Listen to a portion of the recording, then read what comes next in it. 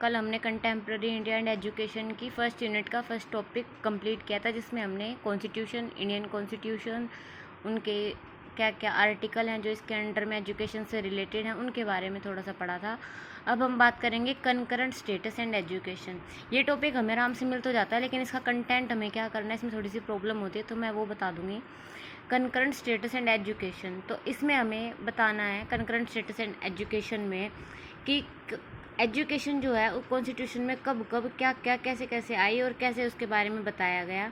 तो सबसे पहले 6 दिसंबर 1946 को फॉर्मेशन हुई कॉन्स्टिट्यूशन असेंबली की। दैन 9 दिसंबर 1946 को फर्स्ट मीटिंग हुई थी, जिसमें कॉन्स्टिट्यूशन कहाँ पे हुई थी, कॉन्स्टिट्यूशन हॉल में। किस चीज़ के बारे में, ये कि कॉन्स्टिट्यूशन में क्या क्या एजुकेशन के बारे में कैसे रखना है। इसके 207 रिप्रेजेंटेटिव्स हैं, जिसके अंदर 15 वुमेन्स हैं। देन 29 अगस्त 1947 को जो हमारी ये BR अम्बेडकर जी हैं, जो कि उस टाइम पे चेयरमैन थे, इन्होंने जो था बहुत सारी रिपोर्ट जो सबमिट हुई थी प्रीवियस कमेटी की, उनके बेसिस पे उनको पढ़ा, उनका ध्यान दिया कि इसमें क्या है, और 26 नवंबर 1949 को कॉन्स्टिट्यूशन जो है उसको पास किया गया और अडोप्ट किया गया असेंबली में by the president of India doctor Rajendra Prasad. उस टाइम पे डॉक्टर राजेंद्र प्रसाद जी जो थे वो इंडिया के प्रेसिडेंट थे। दैन 26 जनवरी 1950 को लास्ट मीटिंग हुई थी जो कॉन्स्टिट्यूएंट असेंबली है उसके अंदर, और constituent was signed and accepted, और उसको साइन करके एक्सेप्ट कर लिया गया था, जिसके अंदर 395 आर्टिकल, 8 शेड्यूल्स और 22 पार्ट्स थे। दैन 26 जनवरी 1950 को ही हमारा जो कॉन्स्टिट्यूएंट है वो फोर्स में आया, और उसके बाद इसकी जो प्रोसेस है वो उसको 2 साल 11 महीने और 18 दिन लगे थे। इसका मीनिंग होता क्या है, जब हम कॉन्स्टिट्यूएंट के बारे में बात करते हैं तो कॉन्स्टिट्यूएंट क्या, मैंने पहले भी बताया था कि लीगल डॉक्यूमेंट होते हैं, जिसके लीगल डॉक्यूमेंट के होने के कारण जो गवर्नमेंट है वो फंक्शन करती है और काम करती है। इसका जो 7 शेड्यूल है उसमें क्या है, उसके अंदर 3 लिस्ट दी हुई है, जिसमें यूनियन लिस्ट, स्टेट लिस्ट और कंकरेंट लिस्ट आती है। हमारा टॉपिक है कंकरेंट लिस्ट, तो हमें पहले पता तो होना चाहिए कि कौन ये लिस्ट आई कहाँ से है, कौन से शेड्यूल से आई है, कौन से आर्टिकल से आई है। तो अब सबसे पहले हम यूनियन लिस्ट की बात करते हैं। इसके अंदर 97 सब्जेक्ट्स आते हैं हमारे यूनियन लिस्ट में, और इसमें क्या है, इसमें जो सब्जेक्ट्स आते हैं वो सारे के सारे पार्लियामेंट में बनाए गए हैं, और इसमें defence, foreign affairs, railway, banking, ये सारी चीज़ें इसमें रिलेट करती हैं।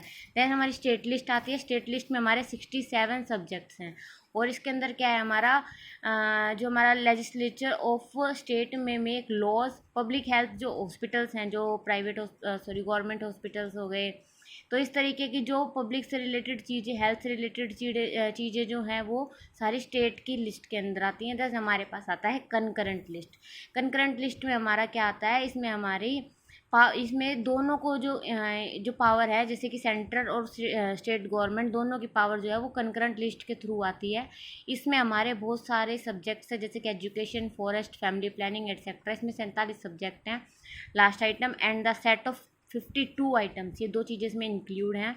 इसके अंदर क्या है, जब हम ये कंकरेंट लिस्ट के बारे में बात किए तो हम बात करेंगे कि अंदर article 42 of constituent amendment was added in 1976 and education become a concurrent list, यानी कि 1976 में इसको एजुकेशन जो है उसको कंकरेंट लिस्ट में लाया गया, और सेंट्रल गवर्नमेंट जो है उसने इसको अप्रूव किया।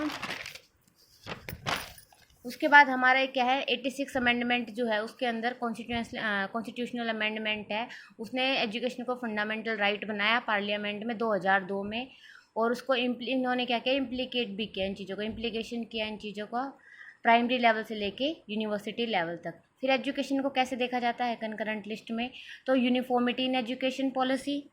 इसके बाद हम दूसरा हमारा देखते हैं इम्प्रूवमेंट इन स्टैंडर्ड। फिर हम उसके बाद हम देखते हैं हमारा तीसरा आता है education for emotional integration, for better discipline, proper and better utilization of fund, ताकि जो फंड है उनका अच्छे से किस तरह से इस्तेमाल किया जाए।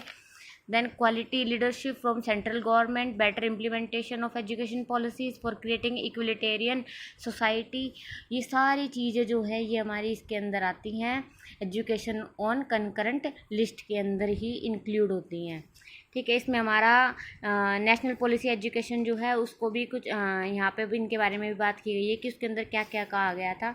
इसके बारे में फिर हम बात करते हैं कि जो स्टेट है हमारा मस्ट मेंटेन, जो स्टेट है उसके पास एक और अधिकार है कि उसको मेंटेन करनी होती है एंट्री सेकंड, जिसमें हमारे 3 सेक्शन हमारे 3 आते हैं। कौन कौन से, 4, 65 और 66। जिसमें 63 में बोला गया है कि the institution known at the commencement of this constitution as Banaras Hindu University, the Aligarh Muslim University and Delhi University declare by parliament by law to be an institute of national importance। यानी जो ये वाले institutions हैं, जो universities हैं, इनको national importance दी जानी चाहिए। एंट्री 64 में बात होती है साइंटिफिक जो इंस्टीट्यूशंस हैं, जो टेक्निकल एजुकेशन जहाँ दी जाती है, और इन सबको फाइनेंस मिलना चाहिए गवर्नमेंट से। 65 में बात की गई थी कि जो यूनियन लिस्ट एजेंसीज़ हैं, इनमें वोकेशनल टेक्निकल इंक्लूड होना चाहिए, जो पुलिस ऑफिसर उनकी ट्रेनिंग होनी चाहिए, स्पेशल स्टडीज़ रिसर्च होनी चाहिए। इसके अलावा साइंटिफिक और टेक्निकल जो असिस्टेंस हैं in the investigation of crime, ये सब इसमें ही इंक्लूड होना चाहिए। दैन एंट्री 66 में बात की गई थी कोऑर्डिनेशन और determination of standard in institute, ताकि जो भी रिसर्च इंस्टीट्यूट है, हायर एजुकेशन वाले, टेक्निकल इंस्टीट्यूट है, साइंस इंस्टीट्यूट है, उनके अंदर उनका जो स्टैंडर्ड है उसको कैसे इंक्रीज किया जाए, उसके बारे में बात की गई थी। तो ये हमारा टॉपिक जो था कंकरेंट लिस्ट वाला आज ख़त्म हो गया है। कल हम बात करेंगे हमारे नेक्स्ट टॉपिक की। Thank you everyone.